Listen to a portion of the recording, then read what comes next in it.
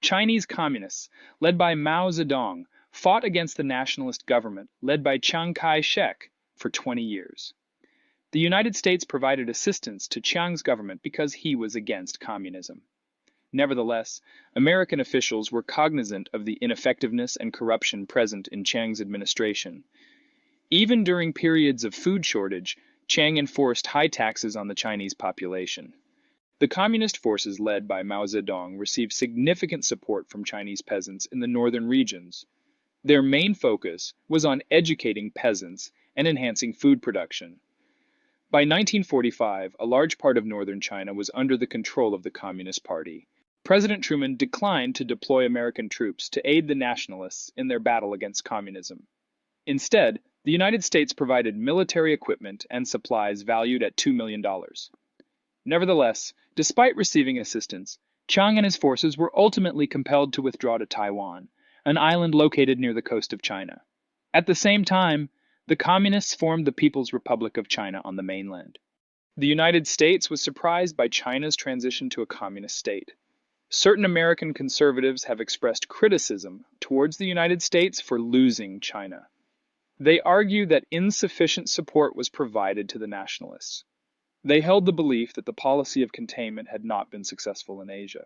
Truman's supporters argued that the communist victory in China was due to Chiang's failure to gain the support of the Chinese population. Furthermore, certain conservatives propagate fear by asserting that the U.S. government has been infiltrated by communist agents. The fear of communism started to increase and become unmanageable among certain groups of the American population. Following the conclusion of Japan's rule over Korea in 1945, two distinct nations came into existence. South Korea gained independence in 1948, while North Korea embraced communism. The division was indicated by the 38th parallel, an imaginary line located at 38 degrees north latitude. The Korean War began in June 1950 when North Korea invaded South Korea. The Soviet Union backed North Korea, which made Western nations, including the United States, worried about communism spreading. President Truman responded by offering air and naval assistance to South Korea. The United Nations also joined in supporting South Korea with troops from 16 nations, primarily under the leadership of General Douglas MacArthur. At first, the North Korean forces achieved notable success by capturing the capital of South Korea, Seoul. Nevertheless, MacArthur's retaliatory strike resulted in the capitulation of approximately half of the North Korean military and elevated him to the status of a revered figure in the nation. The UN and South Korean forces faced resistance from China when they moved towards the 38th parallel. China joined the war on North Korea's side. As a result, a long-lasting conflict ensued, lasting for a duration of 2 years. During this time, both parties encountered moments of triumph as well as moments of defeat. MacArthur wanted to continue the war in China and even proposed using nuclear weapons.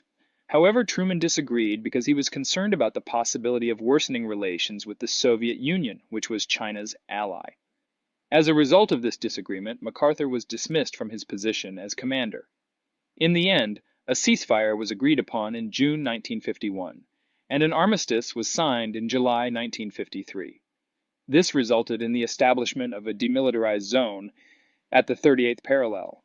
Although a ceasefire was in place, the separation between communist North Korea and non-communist South Korea persisted.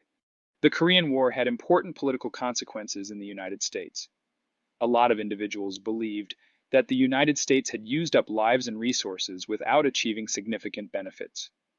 During the 1952 election, the American people chose not to support the Democratic Party in charge, resulting in the election of Republican Dwight D. Eisenhower as president. The war also increased worries among Americans about the spread of communism in other countries and the existence of communist spies in the United States. These fears added to the increasing worry about the Cold War and its impact on national security.